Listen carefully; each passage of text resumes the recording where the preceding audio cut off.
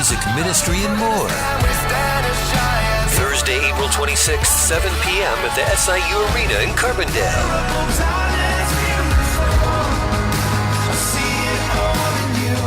Tickets are available online at SIUtickets.net and the SIU Arena box office.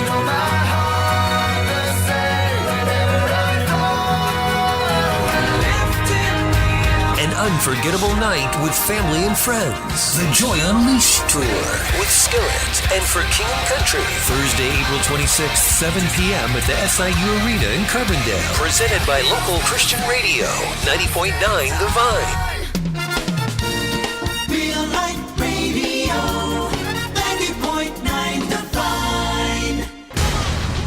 90.9 The Vine, in conjunction with AreaSports.net, proudly presents The Sports Couch. The Sports Couch is the area's only locally produced weekly sports show that is live on FM radio and also streamed live on both of our websites at AreaSports.net and at WVYN.org. Who will be on the couch this morning? Let's find out. The Sports Couch is on the air right now. And good morning, sports fans. Welcome to another edition of the Sports Couch here on a rainy Saturday morning. I'm Randy Olson, live in studio along with Danny Ounselman, and a lot of basketball around the area last night, Danny. Yeah. Oh, there you go. I'm sorry. Yeah, a lot of good games throughout the area. Had some overtime, even had a double overtime game. Yeah, we'll get into that scoreboard here in just a moment. We're going to tell you who's on the show today. We're going to have a busy show, 7 different coaches on the show with us. We're going to have Hall of Fame coach Darin Lee on the show with us. He just recently picked up his 600th career win, which there aren't too many of those out there. No, and Darin's a youngster.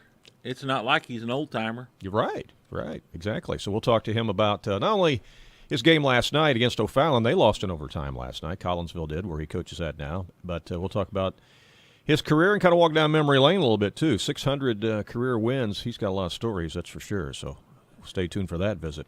We'll also talk to Coach Tim Holloway of the Rome Hornets. They won the Class S Regional Championship last night. They're headed down to Red Lake College, and so they've had a great year. I think they're like 19-3. Yeah, they've had a good run up there, and once again, they just keep rolling along. So we'll talk to Tim about that. Also going to catch up with Kevin Bowen, the head coach of the Cisne Running Lions. We haven't had him on the show yet this year, and they got a win last night over Patoka, so we'll see what's going on with Kevin.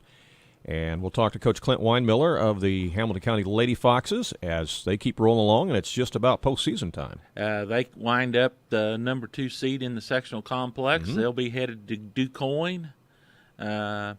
Looks like they should be able to take care of business over there, and they'll get to come home to their own sectional. Well, that's right. And just kind of looking at some things last night there, if everybody takes care of business, looks like it should be Breeze versus Hamilton County in Game 1, and Game 2, Harrisburg versus Nashville. So you don't think that won't be a exciting sectional down there? That would be an exciting sectional. Yeah, Hamilton County hosting the girls' Class 2A sectional this year, so that's something to look forward to. Jeff Morris, the Wayne City Indians, will join us. They got a win last night over Edwards County, and great season here in his first year as head coach of the Wayne City Indians. We'll talk to Jeff about last night's game, and they've got another one tonight. They're going to take on Johnson City tonight, so that's 2 games in a row. They're stepping out of the conference and playing a couple 2A teams. Been very impressed with this young man. He's doing a great job. From coming from a junior high program, Randy, to high school basketball, it doesn't look like he skipped a beat. And that team he's got, they're not big, but they have this pressure defense. They kind of take advantage of some of their quickness, and they're a nice team. And we'll also visit Coach Doug Creel. The Mount Vernon Rams had a wild one last night down in Marion. Wild in many ways. Rams got the win last night, but holy cow. Maybe a record for technical fouls last night. Was Billy Rocket blowing the whistle from the stands? Well, I think they were all just, out of their minds because Billy was in the house along with A-Train last night. So with those two there, everybody just got excited. I don't know. Doug Creel didn't join in on the We'll have to find out about that. I don't think Doug got one, but Gus got 2 or 3, and I think got escorted out of the building. So, but some of the players from Marion got them too. I guess it was just a fiasco. Yeah, I heard 2 players got one apiece, and the coach crazy. got 2, and he got to exit. Yeah. So anyway, we'll find out more about that. Also, Coach Scott McElravy of the Fairfield Mules will join us, and boy, they certainly exorcised some demons last night. They avenged an earlier season loss to Johnson City in a big way last night, and so we'll talk to Scott about that and look ahead to what the rest of the season brings. So big list of coaches on the show this morning. So if you want to go through some of the scores, Danny, I'll get our first guest on. All right. From the Black Diamond, like Randy said, the Fairfield Mules 84, Johnson City Indians 37. Excuse me. El Dorado remains unbeaten. They moved to 22-0 on the season with a 52-33 victory over Hamilton County last night. Christopher beats Vienna 70-53. And had a wild game last night. Cesar 63, Traco 61 in double overtime. From the Cahokia, Salem beats Trenton Westland. Westland state ranked, and Salem beats them for the second time this season, 50-42. Salem is tied for the conference lead over there. Breeze Central 50, Freeburg 33, Steelville 66, New Athens 49, Valmar 45, Lebanon 43. From the river to river, Benton remains undefeated. They defeat Heron in overtime last night, 43-41. And anytime you get a road win in the south or river to river, you've pulled off a pretty good victory. DuQuoin 61, Carterville 50. Harrisburg holds off West Frankfort 60-57. The Redbirds must be playing much better basketball. Wayne Harry, the old sandbagger, 48. Anna Jonesboro 29. He wasn't sure he'd be very good. Didn't have any post players and all this, and I think the only thing he was considering was his 82% winning record, and he had pretty high standards there. Pinckneyville Panthers keep rolling, 64-30 over Sparta. Murfreesboro kind of dismantles Massac County last night, 43-22 for Massac to only score 22 points in the game. You wonder what happened there. I'm wondering if Joe Hossman had the flu bug go through the team or something. Speaking of the flu bug, Meridian. Yeah. Coach Eric Griffith, he had it. He had to miss. Jaquan Jones had to miss with the flu. Really? And Eric Griffith's mother told him, said, son, don't worry about it. I'm headed down there. I'll make sure everything goes good. So, funny. Mom, I don't know if she had to coach the team last night or she was just supervision, but the Bobcats did get a win last night. Mama was in charge. All right. From the South 7, Mount Vernon 72, Marion 53, Carbondale 51, Althoff or Centralia 42, Cahokia 62, and Althoff 57. I'm wondering if Cahokia had some flu problems last night. That was an awfully close game between Cahokia and Althoff. I would have thought it would have been a bigger spread with Cahokia winning it, but I don't know. Maybe Althoff got a couple new players. Who knows? Maybe. Season's not over yet. That's right. All right. Well, you mentioned Mount Vernon Rams won last night down at Marion, 72-53. Lots of activities in that game last night. Let's go through it right now with Coach Doug Creel of the Rams, who's on the phone with us. Good morning, Doug. How are you? Good morning, guys. Hey, good to have you on the show. Congratulations on the win. Always good to get a win. And 72-53. So you got to feel good about that. Well, when you can get a win in the conference, it's good. When you can get a win on the road, that's even better. Walk us through the game last night. Did you lead at each of the quarter stops, or did you have to come from behind? We got off to a really good start and got on top, and then Marion came back, and if I remember right, we had a short lead going into half, and I think we were up 7 or 8, and then Marion scored 7 or 8 real quick points and tied it up. And then, there were some technicals in the game. We shot free throws well, and we stretched it out at the free throw line. Yeah, I guess things started really coming. I guess things really started unraveling there in the third quarter with the technicals. I guess a couple Marion players had technicals, and Gus got a couple. And can you describe what was really going on then? It just it seemed like it was really kind of crazy. Well, it was a good atmosphere. They had some fundraiser going on, and they had kind of a packed place. And it was a good atmosphere, maybe one of the better crowds that we've had down at Marion. And on top of that, I think it's been an emotional week for Coach Gillespie and Mm-hmm. his family, and I think the kids got a little frustrated and got a couple technicals. Things can kind of steamroll from there, but it was a nice win for us to hang on, kept our composure, but we got to get ready to play today against Heron. Heron's a scary team. I think I know their record's not real good, but they got some guys that can do some things. So we can't take them lightly, or otherwise we'll struggle there. Yeah, Doug, we saw that Heron team play down at the El Dorado Holiday Tournament, and I said then that they were one of the scarier teams coming in there, and they got beat on a last-second shot to put them over that Constellation side, but they went over there and took care of business, and they took the Benton Rangers last night to overtime, and they just really let them escape. I'm not sure Benton won, but they escaped with a victory on the road down there last night. Well, I didn't know it was overtime, but yeah, that is scary because Benton's got 19 wins, playing well, very good basketball team, and for them just to barely escape, that tells me that, hey, we got to be ready to play. I heard Ron Winemiller after the game, Doug, saying that Heron's pretty good in this 1-3-1 half-court trap they do, and he felt it really took his Benton Rangers out of the game and showed the biggest chink in their armor that he'd seen all season. Well, they played us. That's basically what Heron played us last year, was that 1-3-1, and we'll probably see that again tonight. Well, obviously, Nessler is a great outside shooter for the Tigers. You know that. And we saw him light it up down at the El Dorado Holiday Tournament this year, too. I mean, boy, when that guy has any daylight at all, he's going to drain it. And Benton held him scoreless. Did they really? Cade Thomas guarded him and held him scoreless last night. Wow, that's impressive. Yeah. Well, they got other guys that can do some things, too. So Yeah. the little kid can, the little number 5, Anthony kid, Yes. but he can make some moves and Yeah. get to the rim and shoot. I mean, he's the LaQuat kid, the Holloway kid. They got guys. They're not a bad basketball team. No, they're not. No, they're much better than their record indicates. Yeah, for Yes, sure. they are. Yeah, for sure. Hey, want to send kudos out to your junior varsity team. They won again last night. I believe the JV team's still undefeated on the year, right? Yeah, they're still hanging in there. They got a big win. They hit a big shot to win it, so they were excited. Yeah.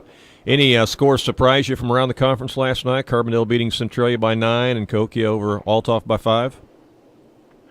No, not really, because Althoff's pretty good. Althoff's been playing better. They got some people. Althoff beat Alton last week. Eversville didn't beat Althoff bad, so they're playing well. And Carbondale's. That surprised me just a little bit, but Carbondale's tough, especially at their own place. And they just keep winning without a Creel. I thought a Creel was a really, really good player, so they're very talented. And we'll see them next Friday night. Yeah, that's right. That's right. Be first home game in a long time back at Mount Vernon. Yeah, we haven't played many home games. It'll be nice to get home. Yeah, will be. Hey, I'm going to ask you to put on your athletic director's hat here for just a moment, Doug. Meeting this past week of the representatives from the South 7 Conference, and there was some discussion there for a while about Belleville-Althoff leaving the conference, but they're going to stay in. But the other thing is there's been a discussion about bringing another team in, namely Granite City. How do you think that discussion's going, and you think that might possibly happen? Well, I'm not sure. I think we're meeting with Granite City in 2 weeks to sit down and have a discussion with them as a conference. Part of that problem is, one of the big problems is in football when you got 7. Right. The issue because somebody through the middle weeks does not have a game, and finding a game there is really, really tough because everybody else is in conference play. Mm-hmm. So I don't know how that'll be worked out. Granite seems to think they're in. I don't think it's a sure thing. They might make it in, but it makes it tough when you just got 7, especially in football. Yeah. Well, right now you're having to schedule 3 non-conference games in football, though. If you had 7, you'd only have to schedule 2. Wouldn't that actually be easier? No. Well, what happens is, like week 4, let's say we're the team that's out. Yeah. If the other 6 teams are playing, who are we going to play? Or week 5, who are we going to play? Week 6, who is that team going to play? Mm-hmm. Because, like I said, the other teams are in conference play, so it's not like you can just go get whoever through the week. So Yeah, it's not an even number, right? Yeah, so we'll have to have a discussion, see where we're at with that. Well, back when the conference really was 7 teams and it was truly a South 7, how did they handle that back then? I don't know. We haven't been South 7 for quite a while. Yeah. Yeah, just and curious. There may have been some independent. Things have really changed over the years with the football scheduling, too. Mm-hmm. Yeah. I think as far as size-wise, though, I mean, I think Granite City would be a nice addition as far as their enrollment and their size and stuff for both football and basketball, don't you think? They're a little bigger than we are. Part of that is you say that they haven't had a lot of success, but I'm not sure how much success our teams would have if we were playing Edwardsville, right, East St. Louis, Belleville West, Belleville East, O'Fallon. So it'd be hard to get our chins up. I think they struggle to win in basketball, but hey, we would too in that conference. Sure, right. And I think their girls' sports are good. I think some of their other sports are really, really good. I think they're about 1,900, 2,000. Mm-hmm. A lot of our schools are dropping. We've dropped enrollment. Centralia is lower. Mm-hmm. Cahokia is lower. I think Marion has maintained, got decent enrollment. But those are all things that maybe we can work out. It probably wouldn't be bad for Centralia Mount Vernon to go to the Metro again. But Carbondale Centralia through the week, now you're talking about there's Cahokia there, there's Belleville Altoff there, and then there's Granite. Right. There's a lot of things to work through, but who knows, it might work. Yeah, good. All right, Doug, we'll let you go. We appreciate your time this morning. Again, congratulations on the win last night, and best of luck tonight against Heron, okay? All right, thank you. All right, take care. Bye.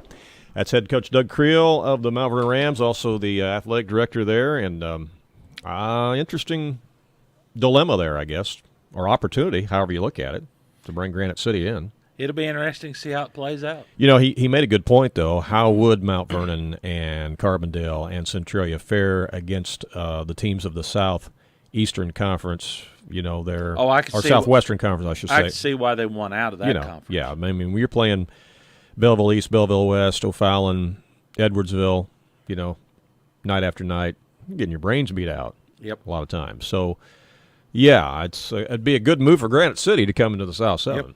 Sure would. I think it definitely would. All right, well, stay tuned. When we come back, we are going to talk to Coach Darin Lee of the Collinsville Jayhawks. Of course, he spent many years with Hamilton County as well, and we'll catch up with him coming up next. Stay tuned. It's the local sports talk show that everyone is talking about. It's the Sports Couch on 90.9 The Vine and AreaSports.net.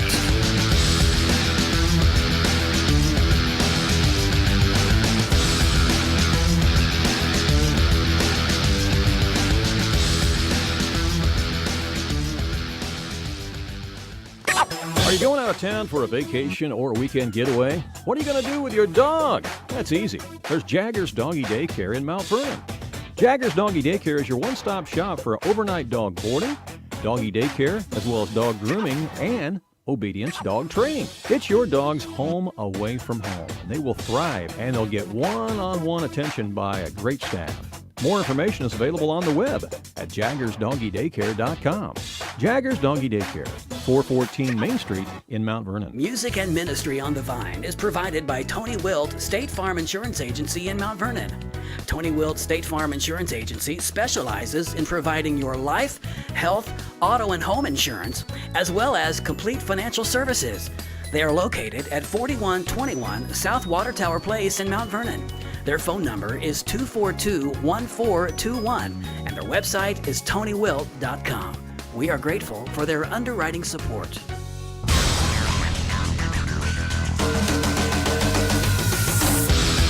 Welcome back to the Sports Couch here live on a Saturday morning on 105.5 and 90.9 The Vine Radio, and also streaming live worldwide on both of our websites. Live video streaming right now at AreaSports.net and live audio streaming at WVYN.org. I'm Randy Olson, live in studio, along with Danny Anselman. And last night, the Collinsville K-Hawks went into an overtime game last night and lost a nail-biter to O'Fallon by 4 points. Hall of Fame coach Darin Lee joins us right now. Good morning, Darin. How are you? Good morning. Good to have you on the show. Must have been a wild one last night. Tell us about it. Well, yeah, it was. I mean, it was back and forth. We didn't play very well early. A lot of layups early in the first half. Played a little better in the second half, and had a shot, had inbounds play with. Well, we weren't in the bonus, and they fouled us with 1.6 going to the basket, and we went out, took it out in the bucket, and didn't score. Then went to overtime, and they hit a shot, and to put them up 2 with about 10 seconds, and somehow we threw it away. That was out on the inbounds, which was quite unfortunate. I was kind of hard to believe that we throw it away at that point, but we did, and the ball was on the floor actually, and then so my nephew, my sister's son from O'Fallon, he came up with it, and then we didn't get him fouled, and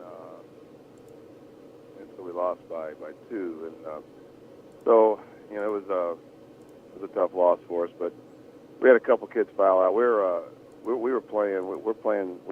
majority of the time we were playing with 3 sophomores. They're a pretty senior laden group, so in the long run, we feel we're pretty well ahead of schedule where we want to be, but still it was a tough loss on the road. It was one we thought we could have won. Well, Darin, sometimes with young kids like that, you do experience those kind of growing pains, and it makes it pretty difficult, but I'm sure you've played this game long enough and been around it long enough that you're still able to look at the big picture, and you know that you've got some kids that got some valuable experience last night. Well, we do. We've been in a lot of close games lately. We won a lot of them here lately. And I told the kids after this, we're not going to keep winning every close game. A few things are going to go against us, and we're not going to keep winning those. So what we got to do, we've got to start putting people away earlier, and which we didn't. We had a shot last night, which we didn't get it done. So as these kids get older and mature and physically and mentally, I think that we can be pretty good over the next 2 years. But we've got we're playing a lot of veteran teams here the rest of the year, so we've just got to buckle down, and we got to come back. Actually, we're going to come back tonight, and Civic Memorial, I think, is coming in. They're 15-6. They're a pretty good basketball team, so we have to continue to bounce back and try to get one tonight. Well, and that's always a challenge to come off of a tough loss, and when you got young kids especially. So, it'd be interesting to see how they respond for you tonight, but I'm sure you'll have them ready. You picked up a great milestone here earlier in the week in your coaching career. You got your 600th victory. That's something you have to be pretty proud of. Well, it was. I never thought that I would be around. You never think you're going to coach that many years to get that many wins, because you have to.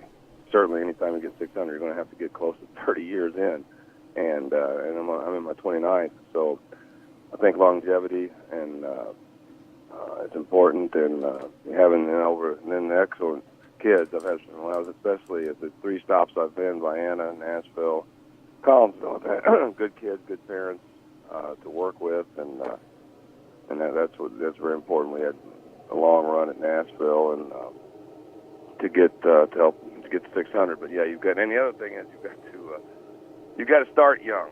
It's very important to get a job in your 20s, or you're never going to get there. So those factors made a big difference. Well, that's what I was going to say. I thought you started at Vienna, and I was going to have you take us down memory lane there a little bit. So it's been Vienna, Nashville, and Collinsville. So you've had 3 stops in your career. I went, it was Miami 1989. Started 89, 90, 90, 91. I was there 2 years. And then I went to Nashville for 18, 92 to 2009. And then I've been at Collinsville. This is my ninth, 2009, starting 2009, 2010 through this year, 17, 18. So that's 29 overall. Been very fortunate that just to keep going all those years, and always been in good health, and so that's going forward. I probably will be able to stay until the way it looks, and knock on wood, until I retire from education. And so 3, 4, 5 years after that, I don't know what'll happen, but yeah, I've been fortunate. Well, Darin, it takes a special type of person who wants to do this. It's a big grind. It's a lot of time away from your family, and the time and commitment that goes into coaching. You have to commend guys like you that come in, and next year will be your 30th year. So, this ain't like it's your first day, and there's been a lot of long bus rides and a lot of cold bus rides, but it's been a good career. Well, that's for sure. And boy, they were cold a couple of weeks ago. Whoa, you know how that goes. And, I'm telling you, yeah, those bus rides, and you spend a lot of time. And anymore, and now things have changed video-wise. I mean, we use it over the computer, but you're still watching a lot of video. And I probably scout on the road less because there's just so much video available that's changed a little bit because we can get them so easily through computer exchange, through the internet. But so yeah, you do a lot with that, and then just in the off season, all teams have to develop their team in the off season, and that hasn't really changed over my career. I mean, when I started at Vienna, we were working in the off season, so that's been pretty consistent the amount of time we worked there. But that's been important also. So yeah, coming now, of course. But I've always came from a basketball family, and with my dad coaching and me, and so we've been in it a long time. Yeah. Speaking of your dad, how's he doing? He was good. Well, last night, very conflicted with his grandson playing against us. So, my sister Denise's son he's starting for O'Fallon, and made some nice plays down the stretch for him to win. Nice hustle plays, and he's a junior, so we'll have that for another year. But my nephew Kyle was hurt last year, didn't even get to play, so I'm just happy that he's healthy. I think my dad is too. But Dad's been doing very good. I think he's 74 now, and health has been a little shaky last summer, but he's back doing pretty well now, and goes to all the games, and I think. Very happy that he's making. He didn't make all our games, but he's going to a lot of the O'Fallon games with his grandson playing. Well, it has to be an exciting time for him to be able to see that, and to be able to for you to do what you've done. When you think about it, Darin, you've spent most of your lifetime in the gym. I have. I've thought about that. I mean, I have. Every year, my dad started coaching. He was a head coach in 66, 67 in Johnson City, and I was 2 years old. And my first memories when my dad was at Carmi from 68 to 70. And I remember going to the gym at Carmi. I was 4 or 5 years old, and I've been to a holiday tournament I'm 53 years old. I've been to one every single year of my life. So. That's just every family has something that defines them, and that's I'd have to think that's what defines us.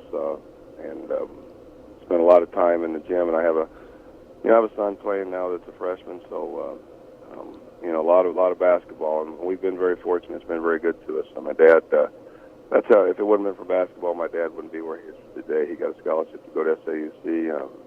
A lot of his siblings didn't get a chance to go to college, even though they were. Very well could have been, but he got the scholarship, and certainly helped his career and his lifestyle, and in turn, me and my sisters also. Hey, Darin, talk about the difference in coaching Class 4A basketball there at Collinsville over in that Southwestern Conference compared to what it was like when you coached, mainly 2A basketball at Nashville and Vienna. Is it the physicality the big difference, or are there some other things as well? Well, you're just you get more athleticism on the floor. Sure. At times, and but we still play teams that that are very disciplined. But probably just overall, you're just going to get.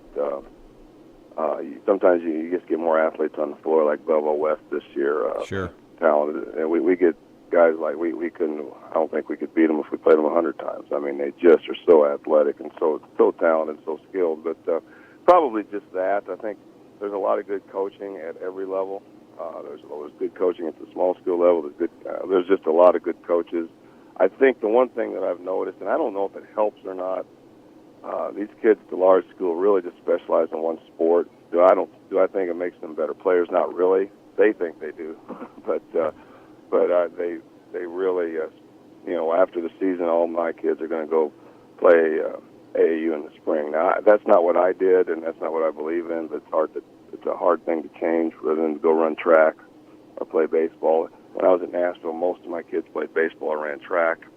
So that's probably one thing that's a big difference from the big schools. And most of the big school kids do that. They really, when they get to be sophomore, junior, senior, they're playing one sport. And I don't know if that's really good, but that's what they believe in, and that's what people tell them to do. So that's a big difference also. Well, yeah, at the smaller schools like at Nashville, you had a limited number of athletes, so you had to get all those involved in every program for them to be successful. And I know that's kind of was your dad's expectation when he coached at Hamilton County there, that, you wasn't going to lay around. You was going to help the next group, and you were going to work on some things that could make you a better ball player in some of those sports.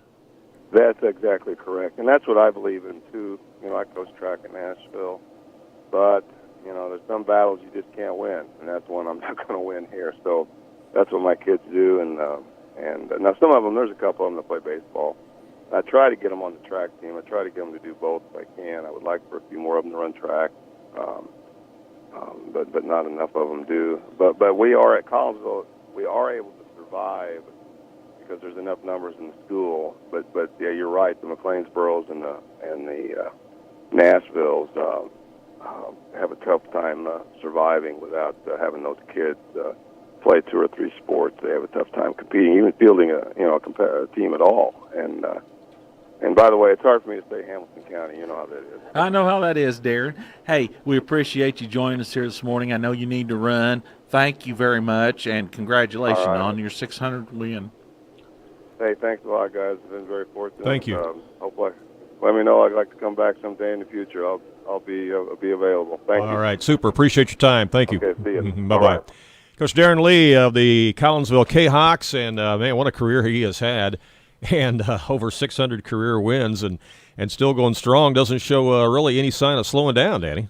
No, it wasn't in his talk anyway. No, he's got no inclination to slow down, and still doing a good job over there with Collinsville in what is really a brutal conference, that Southwestern Conference. I'm telling you, man. I mean, you got Division I guys on teams over there all the time. I mean, Mr. Basketball of Illinois came out of that conference last year at Edwardsville. Mr. Basketball of Illinois this year is going to come out of that conference, I'm pretty sure, with E.J. Lydell from Belleville West. If he's not Mr. Basketball, he's going to be the runner-up, but you got all these Division I schools after him.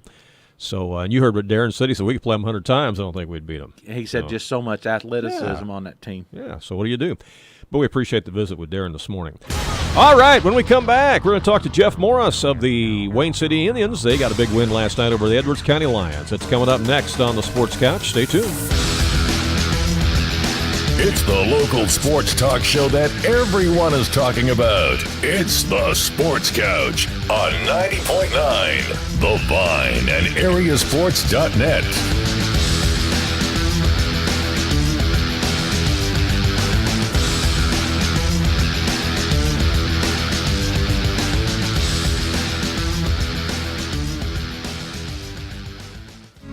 This is your home for best Christian music.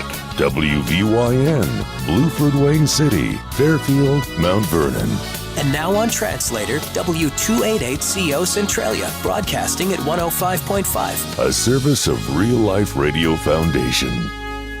The best Christian music, 90.9 The Vine. You've heard the old saying, practice makes perfect. Well, there's actually a lot of truth to that, and you can get one-on-one instruction in baseball, softball, basketball, as well as speed and agility drills at the Sports Zone in Fairfield. The Sports Zone has been in business for quite some time now and has helped many area boy and girl athletes excel in their sport of choice. Lessons and practice times are available at convenient times that meet your schedule. The Sports Zone is located on Delaware Street in Fairfield, and we appreciate their support. 105.5 and 90.9 The Vine would like to thank Mount Vernon's newest resale store, Helping Hands Thrift Shop, for their financial support. Helping Hands Thrift Shop carries household items, clothing, furniture, music and videos, plus much more, and is committed to giving back to Jefferson County through organizations who honor God by helping others in need. Helping Hands Thrift Shop is located at 4110 Broadway in Mount Vernon, directly across the street from Hobby Lobby, and they accept donations at any time. Their hours are 10 to 5 Monday through Friday and 9 to 2 on Saturdays. They can be reached at 214-7891. Choosing a construction company is a big decision because many companies come and go. That's why Greenwald & Sons Construction is a name you can trust. With over 40 years of experience, Greenwald & Sons Construction in Wayne City and Mount Vernon specialize in residential and commercial construction, as well as remodeling. They'll be happy to talk to you about a church addition, business expansion, or new home construction. Greenwald & Sons Construction, the experts you can depend upon. Their number is 895-2044.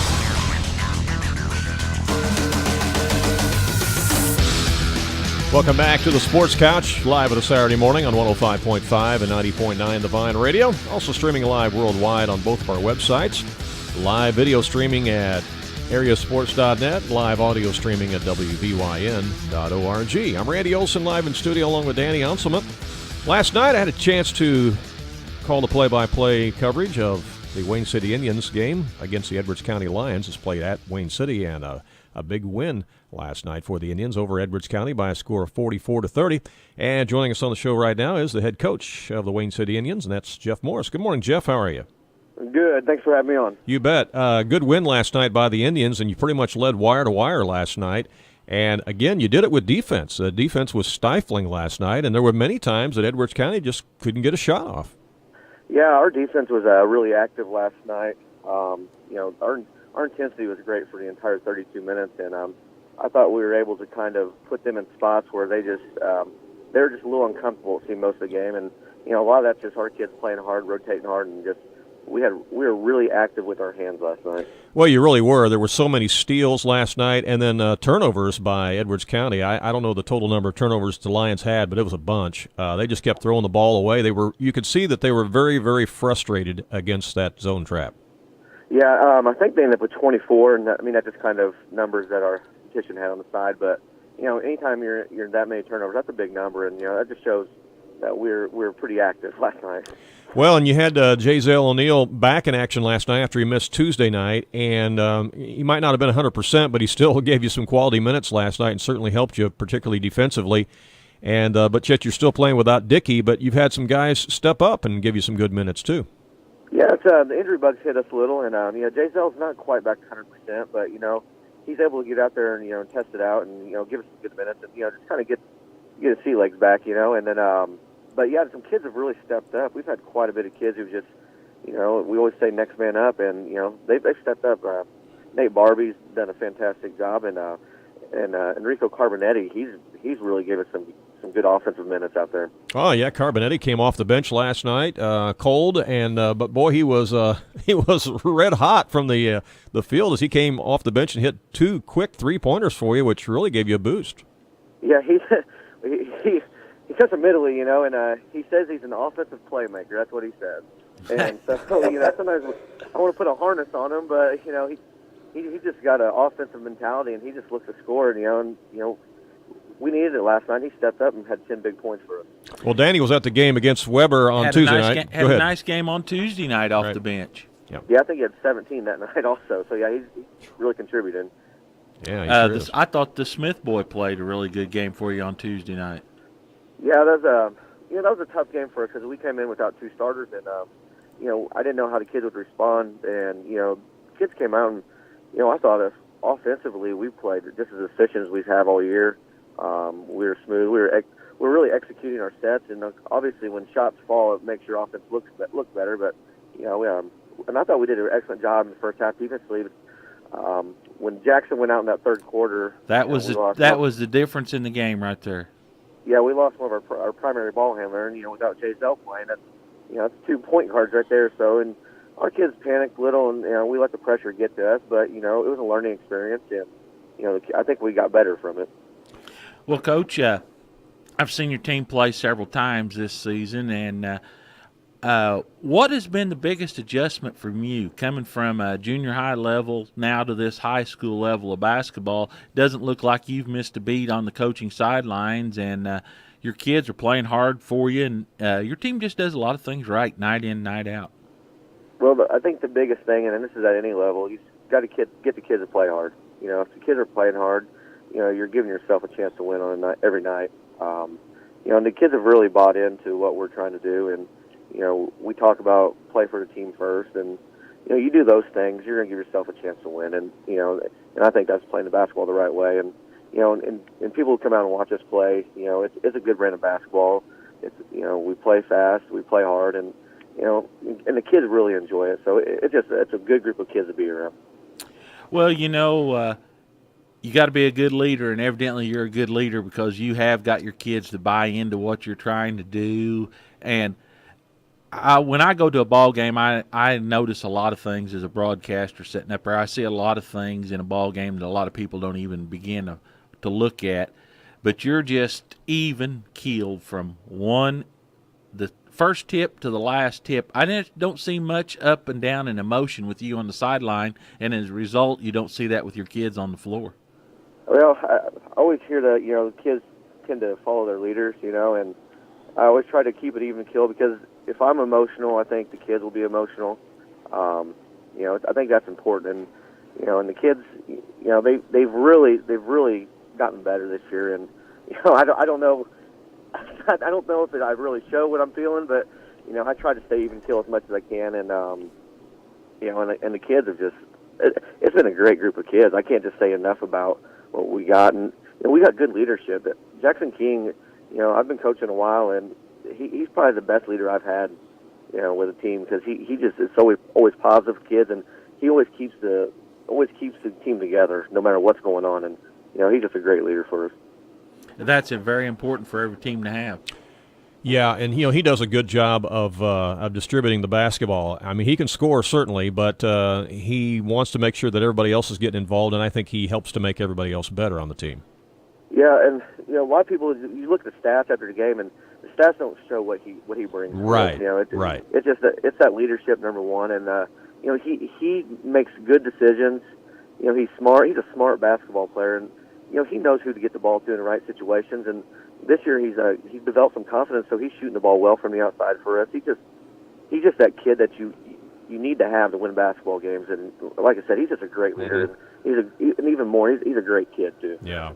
Well, you've played some good games out of the conference. Last night was a non-conference game with Edwards County. Tonight you'll step out of the conference again as you'll take on Johnston City. This is another good opportunity for you and your players. Yeah, it's another BDC school. We got a trio of them coming up with Fairfield following on Tuesday. So this is the time of year that you want to test yourself. So an opportunity to play against bigger schools. You get to play against a little more physical style of basketball, and you go on the road. It's always tough to win on the road. So right. We're looking for the challenge, and we're just looking to get better tonight. Well, and Johnston City is licking their wounds after a big defeat last night at Fairfield. They may come out pretty fired up after that loss last night because they kind of got embarrassed by Fairfield. Yeah, I've watched a few of their games this year, and they play tough, they play physical, and they're not going to back down. They're going to come at us, and I think we'll step up to the challenge, and it should be a good ball game. They play much, much better at home, too, than they do away. They really play much better at home than away. As most teams do. Yeah. It's I've never seen anything quite like it with Johnson City. They're not a very good road team at all. But boy, at home, it's just, I don't know. They flip it into different gear, as Fairfield found out earlier in the season when they beat the Mules at Johnson City. So yeah, you'll have your hands full tonight, but hey, I think the guys keep playing hard the way they have. I think you got an excellent chance to go in there and steal one tonight. Yeah, hopefully we play well, and you never know what happens. No matter what, we're going to play hard. Right. Well, hey, we appreciate your time on the show this morning, Jeff, and again, congratulations on the win last night, and good luck tonight down at JC, all right? Thank you. Thanks for having me on. All right, you bet. Bye-bye. Bye. Jeff Morris, head coach of the Wayne City Indians, and you're right, Dan, he's doing a great job in his first year as head coach. Been a great hire for the Wayne City athletic program. Yeah, and let's not forget, last year he took that Fairfield Colts bunch to a state championship in Class M basketball, an undefeated season. Last year. He's had a couple good runs the last 2 years. That freshman team that's at Fairfield right now is pretty good. The bunch in front of them was good. He's had a lot of success. And I think he was ready. I think he had proved at the junior high level about all he could, and now he's taken over the head coaching job, and he's just continuing. Speaking of Fairfield, we're going to talk to Coach Scott McElravy of the Fairfield Mules coming up next on the Sports Couch. They got a big win last night over Johnson City, avenging an earlier season loss. We'll talk to him about that next. Stay tuned. It's the local sports talk show that everyone is talking about. It's the Sports Couch on 90.9 The Vine and AreaSports.net.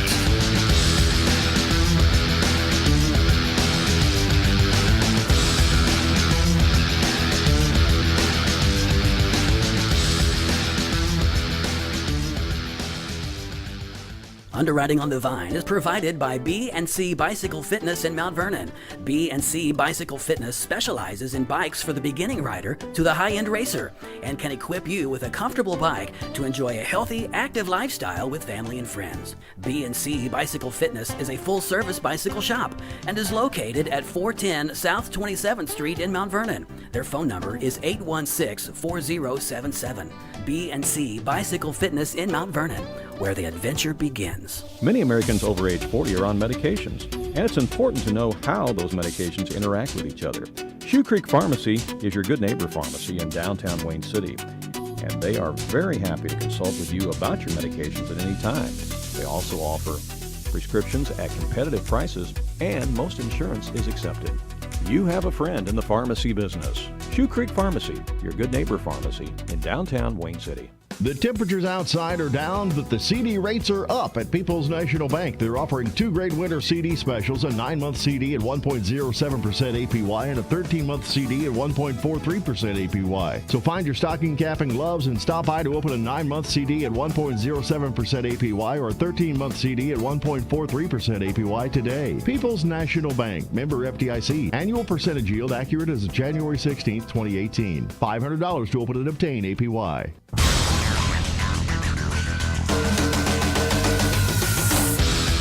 Welcome back to the Sports Couch. You're live on a Saturday morning on 105.5 and 90.9 The Vine Radio, and also streaming live worldwide on both of our websites. And live video streaming right now at AreaSports.net, and live audio streaming on the Vine website at WVYN.org. I'm Randy Olson, live in studio along with Danny Onselment. And last night, the Fairfield Mules avenged an earlier season loss to the Johnson City Indians, and man, did they take out their frustrations on them last night. Holy cow. 84-37 was the final last night, as the Mules really left them in their wake last night. And a very happy Coach Scott McElravy joins us on the phone right now. Good morning, Scott. How are you? Hey, good morning, guys. Boy, you got to be feeling a lot better this Saturday morning than you were last Saturday morning, that's for sure. Huh? Yeah, much better. Yeah. We knew the Carmike tournament was going to be tough. Yeah. A lot of quality teams there. The frustrating thing for us was we played so many close games and just couldn't get over the top. We beat Mount Vernon, but we were in all those other games pretty deep and just couldn't pull it out. And so we also knew going into the Johnson City game that we thought we let one get away down there, and the kids were really focused, ready to go last night. Yeah, I think you were probably all looking forward to that game last night ever since you pulled out of the parking lot at Johnson City. You couldn't wait to play them again because you really knew that you laid an egg down there. And, boy, last night you came out ready to play. We did. I joked with Coach Brzezinski before the game. I gave him a 300th win at the sectional when he was at Carterville. Mm-hmm. When they beat us down there, that was his birthday night. And so I told him it was my birthday last night before. So I just know it wasn't. it was time to switch things up. Well, walk us through the game last night and give us some of the highlights. It sounds to me like you must have done it both defensively and running the offense well as well. Is that true or what? Well, after the first quarter, we were up 14-12, and just, they've got some kids that can shoot the ball, and we just, sometimes in games, the better team, it takes a couple quarters to get going or whatever, but the second quarter, I thought our second group really came in and gave us a lift. We got a big contribution from Andrew Stewart off the bench. He had 18 last night to lead us. Wow. Cody Cantrell had 8. I'm looking here at the scorebook. We had a lot of contributions all the way up and down the line. So that kind of helped us out a little bit, and we pushed it out to an 18-point lead at half. And I challenged the kids. We're starting the third quarter 0-0, and they pushed it out even more there in the third. So, yeah, I was very happy with our defense as well. That's great. How'd the JV game go last night? I didn't catch that. We won the freshman and JV game by about the same margin or so. Oh, wow. Our JV and freshmen currently are still undefeated, so the freshmen just got through. I'll give them a little shout-out winning the Hamco freshman tournament. So under-level teams are looking pretty good. Happy night all around last night for the Fairfield Mules, then, that's for sure. All right, what's next on the schedule for Fairfield? Big battle Tuesday at home versus Wayne City. They're having a really good year. Yep. They beat Albion last night. Mm-hmm.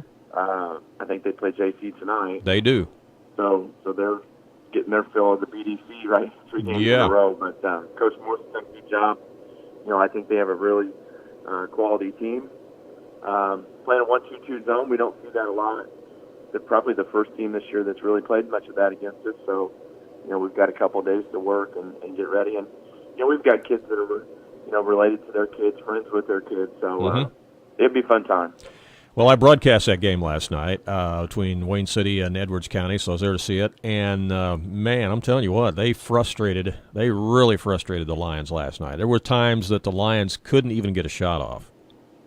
Yeah, I mean, they're very athletic, especially, all the way around, really. And I heard Miss Snicker was sick. Right. Is that correct? Yes. But that matters a lot for Albion as well. Yeah. They've got a solid team, but not taking anything away from Wayne City. I mean, they've had a really good year, I think. Yeah.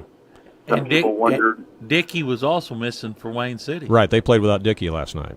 Yes. Yeah. He's been out for a little while with injury. Right. So. Yeah, and he may or may not be available Tuesday because he's had a stress fracture and hasn't been released from the doctor yet. So. Yeah, that's you don't ever want to see that with anybody. I mean, we just got through last week watching big 6'8" Jackson Markoff from Mount Carmel cheer from the bench. Yeah. I mean, that's tough. Your senior year, and he's a first or second team All-Stater. Right. And you don't get to play any yet. Mm-hmm. So. Yeah.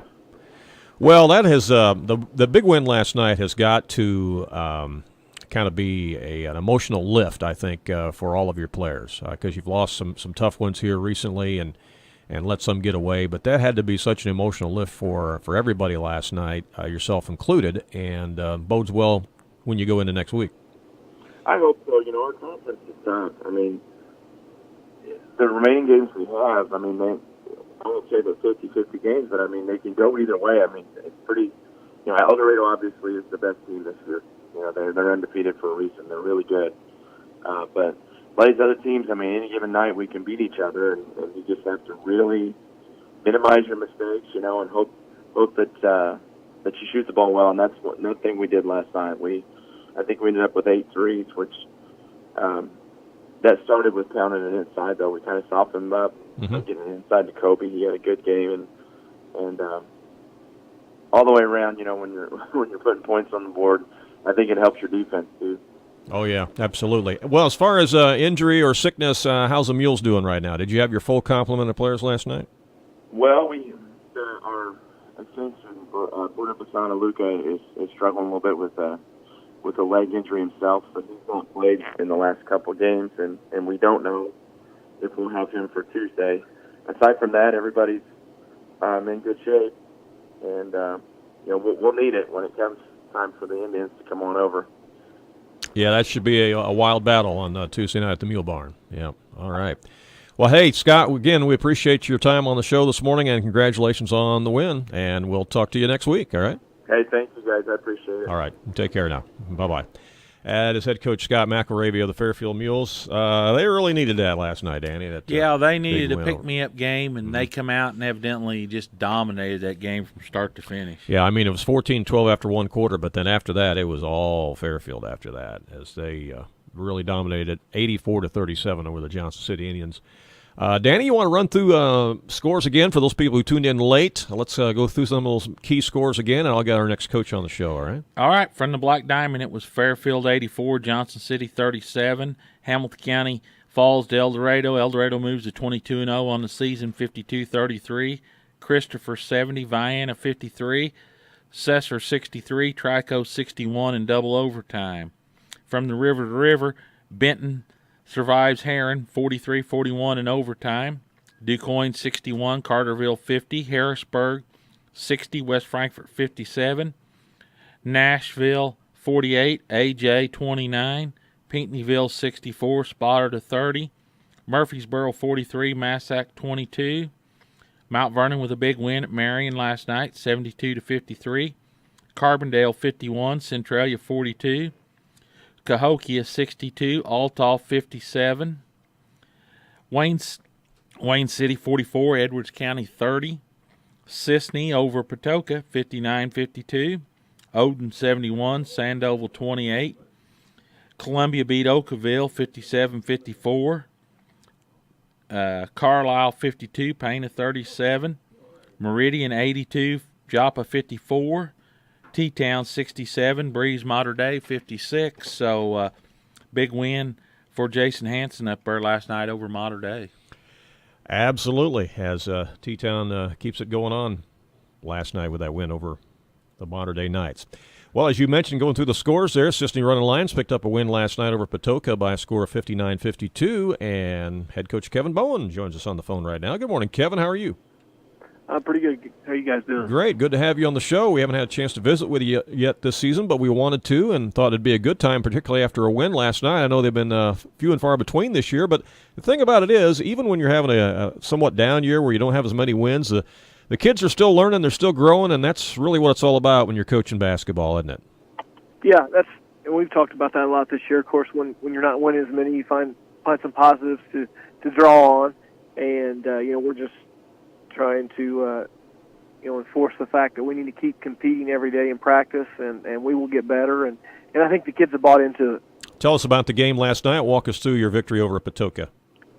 Came out and had a pretty good first quarter. I think we were up 13-5 after the first quarter, and offensively kind of hit a wall a little bit and kind of gave up some stuff defensively. I think it was a tie game at half, 24-all, and then came out in the third quarter, didn't play as well. And then put together a pretty good fourth quarter after getting down and won by 7. Well, if I'm not mistaken, I think you've also had some other wild games this year that have been like overtimes and things like that. So there's a lot of games you've been in that you might not have come out on the winning side, but you were right there. Yeah, we've done that. We've competed. Our probably biggest problem has been putting together 4 quarters of basketball this year. We've competed for 3 quarters, and either whether it's the first, second, third, or fourth, we've struggled at times to score, and it's been what's got us every time. I felt like we've competed defensively. We've done a pretty good job. We just have been. I think everybody's been frustrated with our offense and trying to get some shots to fall, and I don't feel like we're taking bad shots. They're not going in. That's frustrating at times. Say Well, we want to give you a chance to pat some of your players on the back this year and talk about them individually. So if you want to run through your starters and then some of those key guys that you bring off the bench, we'd love to give you time to do that right now. Okay. We started last night. We started 5 seniors. Our starting lineup's kind of changed, and we've had some injuries and such, like everybody has. But Jordan Hozik's a guy that's probably played the most. He scored, I think he had about 12 last night, but had a really good second half. We challenged him in the second half, and Jordan shoots the ball pretty well for us, and typically takes on the best guard defender, and works extremely hard every day in practice.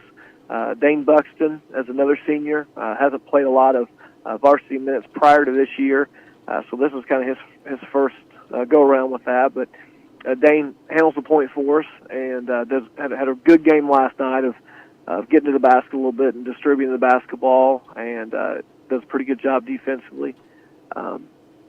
Josh Ferris, who's another senior that's played, he put in quite a few minutes last year as a junior, and Josh just kind of does all of the things that, if you look at the book at the end of the game, it may not show up, but he guards pretty well, he rebounds, he's going to be on the floor, he leads the team in charges taken this year.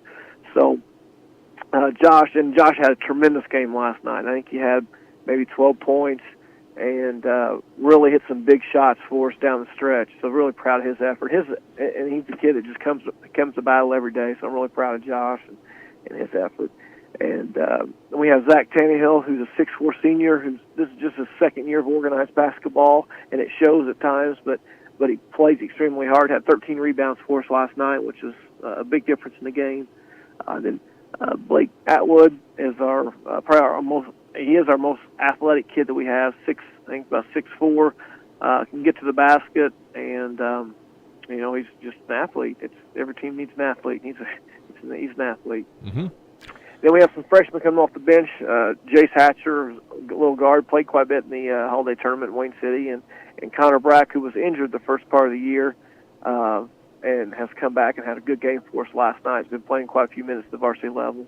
And Brendan Potter, another freshman that's came in. So we're playing three freshmen. So we're hoping those guys get some experience for years down the road. Well, yeah, I mean this is going to be a valuable experience for them to help them down the road, no doubt about it. And we do have another sophomore that I didn't mention him because he's been out with injury. Aiden Farley, who played, been starting for us until he got hurt, and he's out right now with an ankle issue. So we're hoping to get him back maybe next week or so, and be beneficial for us. Yeah. What's next on the schedule for the Running Lions? We have Sandoval Tuesday night. I know they've had a pretty tough year, very young, and they actually don't really have enough players for a JV game. So we're just playing one varsity game at 6:15 on Tuesday night, and then we have Woodlawn at Woodlawn and Red Hill at Red Hill on a Friday, Saturday. So it's going to be a tough weekend for us. Yeah, a couple long bus rides there for you too, isn't it? Yeah, it is. Yeah. Well, tell me what it's like to be back coaching again after being out for a while, because you, of course, are the administrator up there at Cisne High School, but you're back in the coaching ranks. And how's that feel to be back on the bench again this year? Really, really good. I enjoy having the opportunity to be with kids in a different role.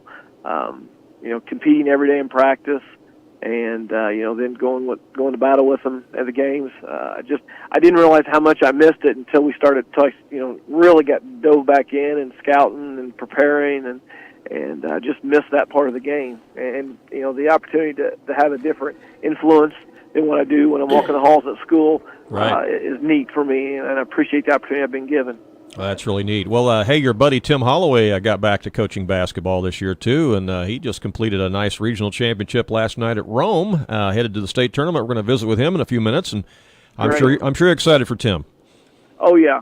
We talk, communicate weekly, whether it's on the phone or via text. So I'm sure he's eager to get on here and talk too about his regional championship game he just played in last night. I actually haven't got a chance to talk to him and congratulate him yet, but I'll get that done. Yeah, they got a big win last night over St. Mary's and Mount Vernon to win the regional, so they're headed to Wren Lake, and I think they're like 19-3, so he's had a great year. So yes, he has. Like I said, we talk all the time. I'm sure he's eager to get on the couch, Randy. Yeah, I'm sure he's eager to get on the couch, and I know you've got something else going on there. You're pulling in to participate or watch or something with youth basketball today, huh?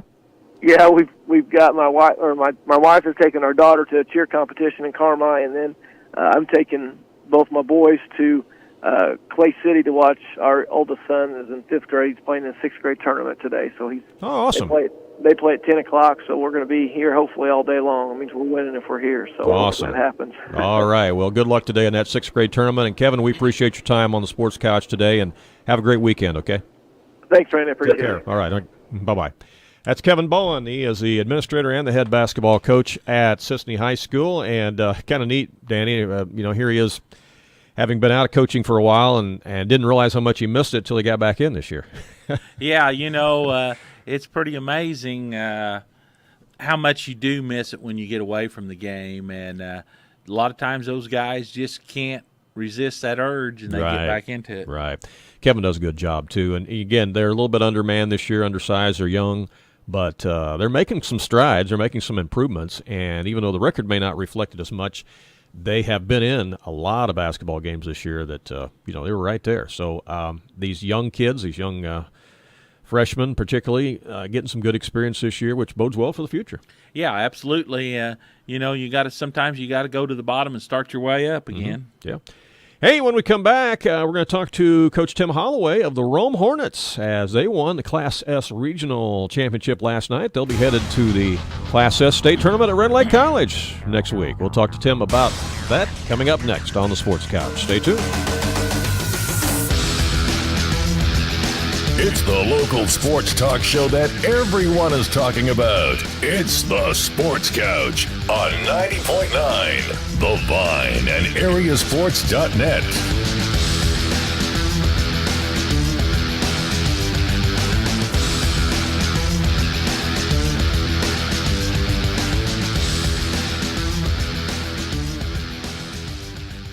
Real Life Radio thanks Fairfield Printing and Graphics for their partnership in local Christian radio ministry. Fairfield Printing and Graphics offers custom sizing for banners and signs, as well as yard signs, corrugated signs, and metal signs. Fairfield Printing and Graphics also specializes in custom t-shirts, business cards, wedding invitations, hats, bags, and much more. They are located at number 5 Williamson Drive in Fairfield, and their phone number is 842-4048. 90.9 The Vine thanks Gina Down Country Financial for underwriting support. With help from Gina Down and Country Financial, you can own your future. All you need is the right plan to get you started, the kind of plan that will take into account all the things in your life that matter most. Gina Down can work with you to put the pieces in place with insurance solutions to help secure a comfortable tomorrow. Gina's office is located at 814 Harrison Street in Mount Vernon, and her phone number is 618-242-4512. During these cold winter days, it's important to have a very energy-efficient heating system for your home in order to keep your electric bills in check. Wayne White County's Electric Cooperative wants to remind all of their customers that they have incentive rebate checks available as high as $2,500 if you replace your electric furnace or electric baseboard heat with a dual fuel heat pump. As a result, you'll enjoy greater comfort and lower electric bills. Find out more by contacting Wayne White County's Electric Cooperative in Fairfield. The phone number is 842-2196. Welcome back to the Sports Couch. You're live on a Saturday morning on 105.5 and 90.9 The Vine Radio, and also streaming live worldwide on both of our websites. Live video streaming right now at AreaSports.net, and live audio streaming on the Vine website at WVYN.org. I'm Randy Olson, live in studio along with Danny Ounselman. Going to talk a little grade school basketball action right now in the Class S Regional Championship game last night. One of the local regional titles was won by the Rome Hornets as they defeated St. Mary's of Mount Vernon by a score of 50-31. So they have punched their ticket to the Sweet 16 down at Red Lake College next week in the Class S State Tournament. Let's talk to a very happy Coach Tim Holloway right now. Good morning, Tim. How are you? I'm good. Thanks, guys. Good to have you on the show, and congratulations on the win last night. You're enjoying a very, very successful season there with the Rome Hornets. I think you're, 19-3 now, something like that? Is that right? I believe 21-3. 21-3. Figured out last night. Wow, yeah. 21-3. That's exciting. And, of course, you hadn't coached basketball in a while, and it's kind of neat to see you back at it again. And it sounds like you're having a fun season. I'm sure you're enjoying it. Well, I haven't coached at the high school level. I've been out of that for probably 10 years. Right. That I got out of that when my son Brock was born, who's now an 8th grader on this team. But ever since then, when he was 4 or 5, we've been coaching the upward basketball, the JCSA basketball. I've coached these kids at the Pee Wee level, along with my other son. So I really haven't totally got out of it, but at a competitive level, like, this is more of an X's and O's and fun level. So I've been out of that type of basketball for a while, but it's been a joy. I really like these kids. They mean a lot to me, and I'm just proud of them. Yeah, 21-3. What a great year! And now you're headed down to Rend Lake College to the Class S state tournament next week. You don't yet know who your opponent will be, I don't think, because some of the regionals are being played either today or on Monday, right? Right. Yeah. The team that we will play is coming out of that Wabash College regional, so I'll have a chance to see them Monday night. Their championship is not till Monday, and we'll find out a little more about them. But we've got a week to prepare. We'll get to see them Monday and get ready to go for that. Is that either Olney St. Joe or New Hebron? Is that your winner that you get? That is correct. Yeah, right. I know Olney St. Joe through the years has had some pretty good teams. I don't know how they are this year, but I know I've seen them make it down to the tournament in past years, and they seem to have a pretty solid program up there. But I don't know anything about New Hebron. Yeah, definitely. I've heard good things about Olney St. Joe's program, and anytime you get there, it's going to be tough. We're just going to play well and do the best we can. But regardless, I'm so proud of these guys. They play hard. They play together. They're so unselfish and move the ball and zip it around, and it's a lot of fun when basketball is played that way. Yeah, that's for sure. Well, I want to give you a chance to pat these guys on the back and talk about them a little bit. So if you want to run through your roster there and talk about your starters and your other key guys that come off the bench and kind of the nucleus there of the Rome Hornets this year, go ahead. We want to hear about them. Sure. Well, we've got some 8th graders, and that helps. But like I said, these kids have been together since 3rd grade, and they play so well together, and everybody plays their role. We've got a nice point guard. He's pretty heady. His name's Trevor Barszewski. Does a good job in a lot of different areas. Very, very good controlled guard, moves the ball, can score, and just is very intelligent out there. Does a good job for us. My nephew, Jackson Swan, has really come along this year. He's an athletic kid that plays a lot bigger than he is. This team doesn't have a lot of size. We're probably 5'9" or 5'10" and under, but Jackson plays a lot bigger than he is and around the basket, and his quickness helps make up for some things and really plays hard, scores around the basket for us. My son, Brock Holloway, is another starter on our team, and Brock is a good team player, good role player, can shoot a little bit when he's open, and I think that he's really improved and gotten a lot better this year, along with all of our guys. Callan Kuava's another guy that plays on the wing. Quinn Kuava's little brother, Callan, and Brock, I noticed on the tape last night, really came up big rebounding-wise for us. And everybody has their role, and those guys did a great job on the glass and doing some little things to help the team out. Isaac Ortiz is our 5th starter. And Isaac's our center. He probably goes about 5'5", 5'4", I don't know, but he plays about 6'8". He's a good, tough kid that plays tough around the basket and uses his body well. He's a strong kid, and he's definitely a big, important piece to our team. Elroy Burns, Caden Tinsley, and Hayden Dubach have done a nice job off the bench. We've got a couple of kids that have not played basketball since the 4th grade that are coming off the bench, giving us good minutes. So it's pretty neat. It's a fun group. Everybody does their job, and nobody cares who scores, does this or that. They just want to win. That's great. Who are the 3 losses to that you had this year, Coach? We lost in the first game of the year. We lost to Raccoon. Got us pretty good, and then we ended up beating them in our Rome tournament championship game in a tough game, and then we lost to Nashville at home by 4. Had a real good game, and we lost at Bartelzo.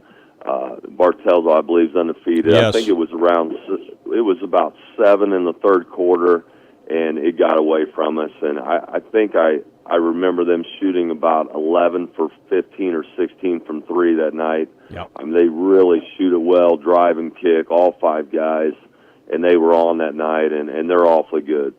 Yeah, they are. We had their coach on the show with us a few weeks ago, and he admitted that the game that he played you, he said, we shot the lights out, no doubt about it. And sometimes that's what happens in games like that. But, yeah, Bartelso's in a regional championship game today, I think, against Albers, and both those teams pretty good. So that's going to be a good team coming out of that regional for sure. Yeah, we got to play Albers at the Woodlawn tournament. We played real well against them a few weeks ago, or I guess that was last week. But Bartelso, they have 5 guys that can drive it, shoot it. They're just a handful. Yeah. They're a handful. And you mentioned Raccoon. They're in a regional championship game today as well. I think they're playing North Walmack, Irvington, in the regional championship there, I think, today, too. So, right, yeah. Yeah, so... all right, well, that's exciting. Real exciting for your Rome Hornets. What a season they've had, and they're not done yet. Looking forward to seeing who they play next week, and you'll have a chance to do a little scouting and prepare and get ready. You guys will play that final game of the opening round, I believe, in that 16-team bracket, right? Your game will be like at 6:15 that day. Is that right, down at Rend Lake? That is correct. Right. Yeah, we played the last game. Yeah, all right. Well, Tim, we appreciate your time this morning. Again, congratulations on the regional championship, and best of luck as you head down to Rend Lake College next week in that state tournament, okay? Okay, Randy. Thanks for having me on. You bet. Take care. Bye-bye. All right. It's Tim Holloway, head coach of the Rome Hornets, and, boy, 21-3 on the season. No shame in losing to Bartelso. No. They're like 25-0, I think. But, you remember when we had him on, he talked about that. He talked about how tough it's going to be getting out of that regional, too. Yeah. And he said, we may not get out of our regional. Yeah. Because he said, we're going to have to beat Albers again. And he said, sometimes you can't beat a team 3 times. It's pretty hard. Pretty hard. And so they're playing today, I think, at 12 noon for that regional championship. High noon shootout. Yeah, high noon shootout. That's right. But, no, I like Rome's chances down there at the state tournament. I like the bracket that they're in. And don't know a whole lot about Olney St. Joe or New Hebron this year. We've had some of the scores given to us for Olney St. Joe, so you can go back and look at those scores of some other teams that they've played. But otherwise, don't know a whole lot about how good they are this year. But you and I have been down there doing games through the years at the state tournament, and it seems like we've seen Olney St. Joe down there a lot. They've been there a lot. They've been there They've a got lot. a good history. So they got a good history, just as the Rome Hornets have a good history, though, too. And Rome's one of those teams that seems to always be knocking on the door. Yeah, that's right.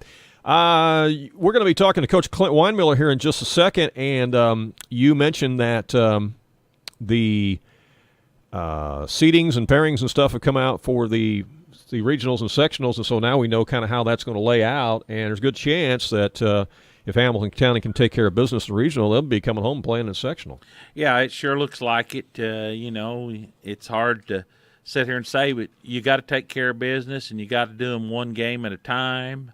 But that Hamilton County sectional is setting up to be 4 quality teams down there. If people take care of business, it looks like it'll be Hamilton County and Breeze probably game 1 down there at 6 o'clock, and then game 2 would be Harrisburg and Nashville. And the winners of those 2 games should make for a great sectional championship down there. Well, let's hope it plays out that way, and let's talk to Coach Clint Winemiller about that right now as he joins us on the phone, the head coach of the Hamilton County Lady Foxes. Good morning, Coach. How are you? Morning. Wonderful. Great. Good to have you on the Sports Couch again. We were just kind of talking about the pairings, look at the sectional seedings and all that sort of thing, and it's great that Hamilton County has a sectional again this year, and you just want to make sure you take care of business, win that regional, and get there in that sectional, don't you? It is great to have the sectional. I sent an email asking for either one. I would have taken the regional or the sectional. We were fortunate enough to get the sectional, but now our work's cut out for us to get to the sectional. So we got to take care of business over at DuQuoin, and hopefully we're playing our best basketball then, and we've played pretty well the whole year. But, you really want to be doing things right. You want to be able to make your way up. Limit your turnovers. That seems to be kind of a nemesis of ours, is not taking care of the ball, trying to do a little too much, threading needles and things like that. So hopefully we can start doing things better. The other night against El Dorado, we missed several layups. I really thought would have opened that even bigger than what it ended up. Well, Coach, your team picked up their 20th victory the other night down there against an El Dorado team. Your You're 20-3 now on the season. Got senior night coming up on Monday night. It's hard to believe it's that time already. Finish up on Fairfield on Thursday night up there. You're leading the Black Diamond East right now, so you got a week's worth of business to take care of, and then it'll be heading to the regional. Well, just looking off the standings, it looks like to me we've needed a couple things to happen this week, and they did. We needed Carmine to lose at Fairfield, which happened, which gave them their third loss, and then we needed Carmine to beat Edwards County, which gave them their third loss. So at worst, we're tied for the conference if we don't win another game. So that's a big accomplishment for this group, because winning a conference means that you've played pretty well or consistent throughout the whole season. And we've been fortunate that we've won this conference the last couple of years. So our kids have, earned it.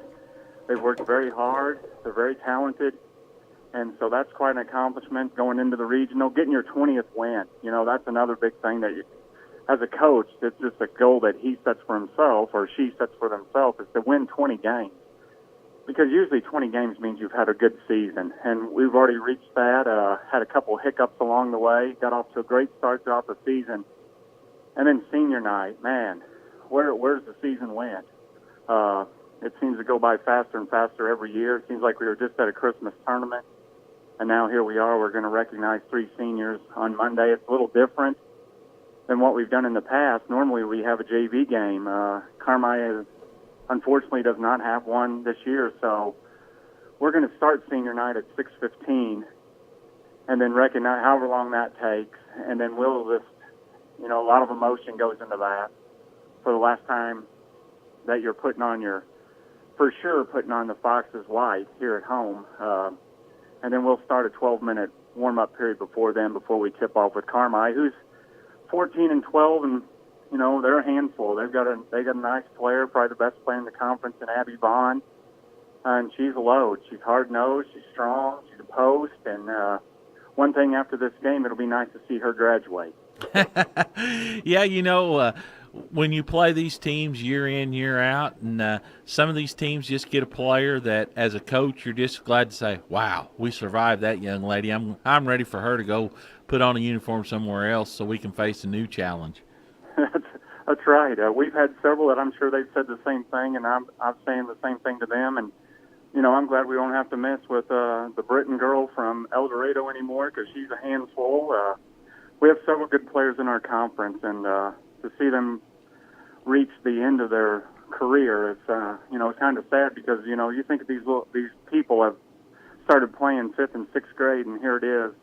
Now you're to the end. Most of them are not going to go on and play in college, and here they put in all this time just for a chance. A lot of them to be around their friends, a lot of them because they like the game of basketball, and then when it finally does end, it is emotional, especially here. This is a very tight group of kids that we're coaching. A lot of good friendships are here. Hopefully we've played a small part in that and helping them to become better friends than what they already were. Well, Coach, I know nobody ever likes to look ahead, but you have to be pretty pleased with the position your team put themselves in heading into that regional. You get the number 1 seed over there at DuQuoin. You're not in the same regional with Harrisburg. So you got a chance that hopefully everything plays out, and it looks like if Harrisburg take care of business down there, you get the job done at DuQuoin. Nashville takes care of business at home, and probably Breeze will probably come out of Pinckneyville. You got 4 superior teams coming to the sectional there. Yeah, exactly. Great, you win a regional. Now look who you're going to get to play. You're going to get to play Breeze Mater Dei. What do you know about them right now? Well, I don't know a thing about them. I don't know they're rated in state, and they must be pretty good, but I have no clue about them. We've played Harrisburg earlier this year, and I've watched Nashville play, and they're always a handful. Defensively, very good. They got a nice post player, and they got several kids that can shoot. So, man, oh man. But we got to get there first. And right now we get a bye, and we get we got to face the winner of DuQuoin and Chester, I believe. Yeah. Just to see if we can get to the championship game, and so now we're going to be playing possibly DuQuoin on their home floor. We just played them a few weeks ago here, and it was a pretty good game. I mean, they've got some skilled people. Now they've their wins and losses may be a little mind-boggling because they do have some talent. And I think they're on a stretch right now where they may have lost 9 of 10. But they'll be, but a home game means everything in regional play. To have your, you don't have to travel. You get to go through your normal routine of a home game. So, in Chester, I think they're kind of up and down. I've never really watched them play. So, we'll have to go over there and watch them on Monday night to see. But hopefully, if we can take care of business on that, and then we're playing West Frankfort today at 1:00, so we'll get a chance to see them. And I've watched Vienna 3 or 4 different times, just being in the same tournament. And I've watched them down at El Dorado, so just to kind of get an idea, because once you see how things are shaking out, you see 2 teams that have a lot of wins, and then another team that's not too far behind, you have a pretty good idea of how it's going to get seeded. And so we've watched Vienna several times. They've got a nice team, got a good point guard. I mean, they have a kid that grew up here in McLeansville for a while before she moved to Vienna. So they'll present us several problems just because of their size and got a little quickness. So it won't be easy, even though we're the 1 seed. But hopefully we can take care of business and get here. I think that would really be neat to play a sectional game on your home floor. Yeah, that's always the goal, and you're looking forward to getting back to do that. When you host one, you always hope you're participating in it, and I think your Foxes team's got a good chance. Girls are playing pretty good. The depth you have with this team right now has to be a plus, and I think they've got the right mindset to get this job done. We're blessed to be around a group of competitive kids that do not like to lose. The other night we fell down 7-2, and I'm thinking, oh no, here we go. And then the next thing you know, steal, layup, and we're up 5 or 6. And then it just ballooned from there. But just kids that just won't give up, and if they get down a little bit, our starts have not been very good in a few games, and just the way they react to that, you just see that they just turn it up another gear. But it's because of the type of kids that we have here, and we are 9 deep, which is.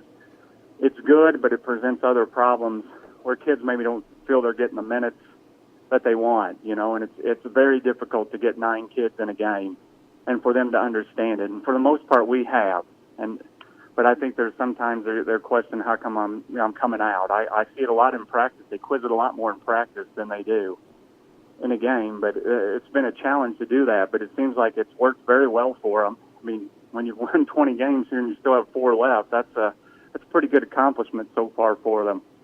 But it does present challenges. Yeah, depth always does, because like you said, if you're any kind of a competitor at all, you want to be on the floor, but you also have to realize that there's no I in team. So right. You got to remember the team concept of this deal, and if everybody does their job, and your team's little foul happy once in a while, and you would be in a bind without some of that depth you have just because of the foul situations at times. Yeah, we would. The other day we got in foul trouble down at Marshall County last Saturday. We had 2 of our guards got a couple not quick fouls, but had 2 fouls with a lot of time left in the second quarter. And unfortunately, we had people that can come in where the game remained pretty close. You don't normally have that. So we are blessed with having depth. And don't get me wrong, I'm glad we do have depth. And because I think the other night we're running 3-4 people out, it really takes its toll on people when you keep running fresh bodies in. And you don't lose anything. That's another not normal in a lot of situations when you're just subbing to be subbing. But when you have kids that are just as good, I mean, Colby Brake scored 10 points the other night against El Dorado. She probably played 12 to 15 minutes. Yeah. And she's just a load down there and going to only get better. I started to say she's going to be a very special player for your team. Yes, strong, very athletic. We're going to work on her post moves. But, she's a 3-sport athlete. And, when do you find time, or when are we going to make time for her to work on some of her weaknesses that she has in the post? Because, when she was in junior high, she could step out and hit a 3.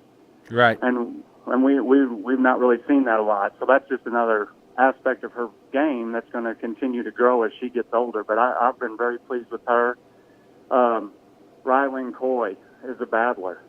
Undersized, not the quickest, but she will just beat and bang down low on a post and does a great job. She's one of our best help post players. Corey Grubb comes in and spells a guard, can shoot a little bit, handle the ball, does a nice job for us. She's And, gained quite a bit of confidence throughout the season. Well, and we're glad to see that because those roles are going to expand next year. And then Kaylee Payne is just like a little spark plug that came off. I thought she really got us going on Thursday night when she came in two trips in a row. She stole the ball and led the layups for us. One she shot, one she passed up to get a shot. So, I mean, that's just great depth to go along with the kids that we have. So, we're very fortunate. We're very glad. We're excited, but it's a nervous excitement because you know you should be able to do it, but you got to bring it every game. And we got to go down to West Frankfort today to a team that I watched play at Tuesday at Benton, who had the lead and then got beat 3 or 4, and then it went to Murfreesboro, I guess, on Thursday, and they got whacked. So they'll be up for us. They've got a couple pretty good players. They got a nice freshman, so we'll have our hands full today just trying to compete with them. And then Monday will be tough. And Wednesday we go to Woodlawn, who's got a nice little 1A team who's going to do, I think, very well in their regional. And then we go to Fairfield, which will be their senior night. I think they played their best game of the season when they were up here. So I'm sure we'll get their best again. Yeah, I'm sure that they'll be ready, and they'd like nothing better than to give you a loss heading into that regional. Well, they would, and I'm not for that. So I'm hoping if we could just play well and control the things that we can do. And we've told them all year we need to do 4 things well. One is take care of the ball, and I understand we're going to throw it away just for the pace that we play at. But we've got to make our layups. We've got to do better from the free throw line. It's gotten to the point where if we could make 60%, we're tough to beat. And we have to screen out. I thought the other night against Britain that we did such a good job of keeping her off the boards because I watched our game the first time we played them, and every time the shot went up, she had it. She got a piece of it. And we did such a good job on her by keeping her off the boards and limiting them to their second and third chances, where when you hold her down to 3 points, I mean, that's everything. Where when she was up here, she got 19. So we did a tremendous job on her. But if we can keep people off the boards, then we'll be all right. We're getting accustomed to playing against the 1-2-2. That must be the defense of the year because we see that a lot. Rarely do we see man and see a little bit of 2-3, but a 1-2-2 is what we face quite a bit this year. So we have kids that can shoot the ball, and we got a kid that's pretty clever inside and Dodson. So bring them on, I guess, is what we used to say when I was doing the boys. Just bring them on. Well, Coach, this 1-2-2, I will have to say, maybe you kind of self-inflicted that upon yourself. Early in the season, I've done bunches and bunches of your games, and early in the season, I've seen teams throw man-to-man at you, and you just dismantled it in nothing flat. Teams cannot match up with the speed and the quickness that you have. So they started playing this 1-2-2 zone on you, and it started frustrating your team a little bit. It kind of took off some of your slashing and driving. Some of your outside people were a little hesitant to shoot the basketball, and teams thought, you know what? The only chance we got to beat him is throw this at him and just see if they can do it. Now your team's become more adept because you've seen so much of it. But you may have inflicted that upon yourself early on. Yeah, well, in the beginning when we were seeing a lot of man-to-man, we run probably 5 plays, and I just call them quick hitters. One, we don't remember plays very well, but we remember a couple that we can run. At times we ran, I think, 1 man-to-man play the other night and scored a layup off of it. And then we just run what we call is just whatever. And the only rule we have is don't stand. And if we can pass and cut and move, and that's and we have kids that can cut, pass, and move. They know when to set a 2-man game. They know when to shoot it off the 2-man game or hit the roll. I mean, we are, you don't run into this every year where you can just run just whatever. Randy, that's what you call an offensive genius. I like that. I like that play. Whatever. I wonder if Tom Izzo runs whatever up at Michigan State. It looks like it sometimes. Yeah, I like that. I've stole a couple plays. Like I'd be in there at Christmas tournament, and Ron would have a play out on his desk, and I would look at it and I would think, well, I could put Dotson here and I could put this person here. So I took a picture of it with my phone.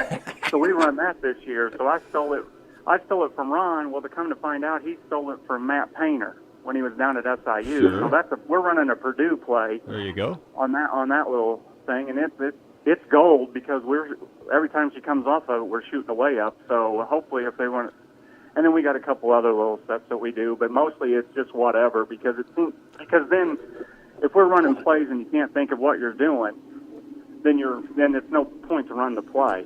And well, whatever, if the only rule is just to move. Well, you might. We're just playing. You're just playing noon basketball, and we seem to do pretty well at just noon basketball. Well, here's a neat wrinkle, neat idea. Today, when you're getting ready to run whatever, have your point guard hold up 2 fingers so they think you're running play number 2 when you're really running whatever. that might confuse them a little bit. Well, I think that would confuse us.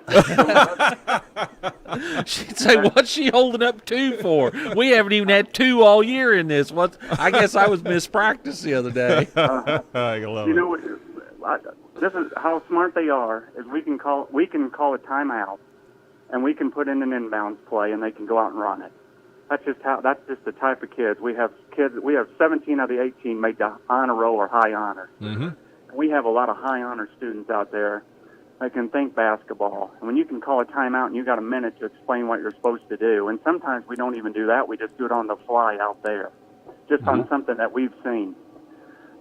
Slip a screen here and be on the other side to shoot a layup. Your inbound passer has to be very good, and the person has to read the defense, and we have kids that can do that. So that's why you can run whatever and be successful at it. And I think it's helped them just to play and not have to think, and I think it's helped us quite a bit.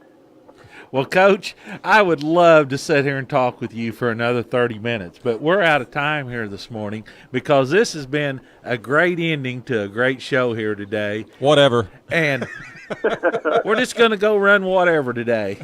I like your way of thinking, and you know what? We laugh and joke about this, but you are correct. Your team is very proficient at that. You have a lot of basketball smart young ladies, and whatever is a good philosophy. That's right. And I don't want to slow them down. I don't want to pull them back. I just want them to keep going forward, do the best they can, and so far we have. Hopefully that continues. 4 games in 5 days be rough, but we're, like I said, bring them on and we'll run whatever till the cows come home. Well, you remember what I told you. A guy told me when I had a good grade school team up there at Darin. He said, "There's one thing you need to do." He said really 2 things. Make sure they all get on the bus and sit over there on the bench and stay out of the way, and they'll make you look good. That's right. And the biggest thing is what we have done is I made sure at least 3 times that we know when the bus leaves. All right. You're holding up your end, Coach. Good luck down there today. Enjoyed it, and we'll see you this week. All right. Thank you. Appreciate it, Coach. Thanks. Bye-bye. That's Coach Clint Winemiller of the Hamilton County Foxes. Whatever. I love it. That's great. I tell you, Clint is a great guy. He's a good interview there, Randy, and I hope the folks have enjoyed it. And you know what? His team's going to be a dangerous team in that postseason run. Oh, they will be. We're out of time, but real quick before we go, I want to remind you, if you're wanting to see some basketball today, there's a lot of games today down at the Panther Basketball Showcase down at Pinckneyville High School. They've got a lot of basketball going on down there. In fact, one game is already underway, Odin against Cairo, and this score is going to surprise you, Danny, because it surprises me. Halftime, they're tied, 32-32. Wow. I'm shocked. I really am. I didn't realize Odin. I really thought Cairo would blow them out of the gym. I thought it'd be 20 points down at halftime. Yeah, it's 32-32 at half. I'm really surprised by that. Other matchups down there today at 11 o'clock, Weber Township plays Cahokia. Steelville plays Meridian this afternoon. Trenton Westland against Confluence Prep. Centralia was going to take on Marshall County, Kentucky, but with the tragedy that's taking place down there, Marshall County has been replaced in the shootout by Paducah Tillman. So Centralia play Paducah Tillman at 5 o'clock down at Pinckneyville. Breeze Mater Dei against Marion at 6:30, and the host Pinckneyville Panthers take on Belleville Althoff tonight at 8 o'clock. some great games. Marion will be without their head coach. Yeah, after the technicals last night, he actually was ejected and can't coach today, so that'll be a tough one, as Coach Gillespie will not be on the bench there for the Wildcats against Breezemont today. So, and I'm sure Doug commented on that too, Randy. I'm sure it's been a very rough week for Gus Gillespie. He was a longtime coach down at Marshall County. You know what? That hit pretty close to home. Well, his wife and child are both there. I mean, his wife's on staff there, and you got a child that attends the school. So who was actually, I understand, either near or in that cafeteria commons area when the shooting broke out. So that's got to be very emotional for the Gillespie family anyway. And I know there was a lot of support shown by the community and the high school from Marion for the folks in Marshall County this week. Yeah, tragic deal there, and you just think, how has this mindset developed in our school systems? Yeah, there's still a lot of unanswered questions about what really took place and happened in that situation. I mean, we just don't know. What triggers someone, a young person, to do something like that? We just don't know what the motive was. We don't know if there was bullying involved. We don't know. So. Sad situation. But, we're out of time. We need to get out of here. But Milwaukee Brewers improved their team this week. They went out and got Lorenzo Kane, and they went out and got Yelich, and so they're going to be much better. I wonder if Zalak thinks he's still done enough today. Yeah, it's not a 2-team race now. It's a 3-team race. It's a 3-team race this now. Central Division is going to be very, very tough. Yeah. And if you're not real careful, you could finish in the bottom of the pack instead of the top of the pack. Well, and I don't think Milwaukee's done yet. I really don't. I think Milwaukee's going to get a starting pitcher. They are, and they may give up Ryan Braun to get that starting pitcher because they've got 3 good outfielders now after the trades and deals they've made. So they may take their veteran all-star Ryan Braun, who's getting pretty old, still got value though. They may trade him to somebody for a frontline pitcher. Yeah, they're in on a couple of the frontline free agents too. They may just keep their pawns, and they may just buy him a pitcher. They might.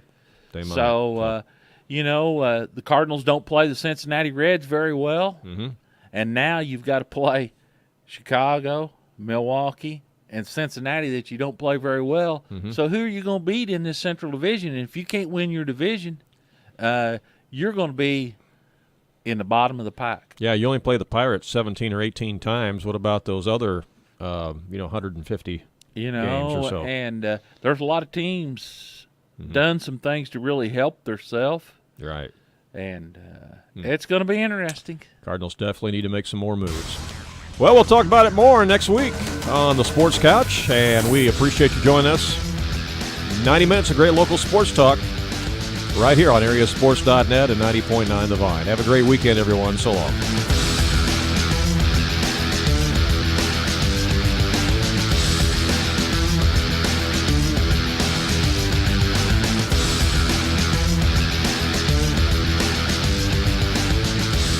This is your home for best Christian music.